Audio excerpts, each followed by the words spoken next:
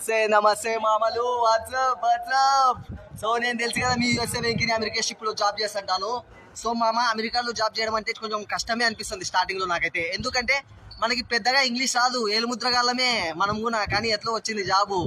So నేనేమంటున్నా అంటే నేను చేసే షిప్లో మాత్రం 80 నేషనాలిటీస్ పైగానే ఉన్నారు మామ నాతో పాటు. లైక్ ఇండియన్, ఇటాలియన్, మెక్సికన్, ఇట్లా చాలా చాలా countries different, Pakistan, Bangladesh, Philippians, Indonesia, చాలా మంది ఉన్నారు మామ.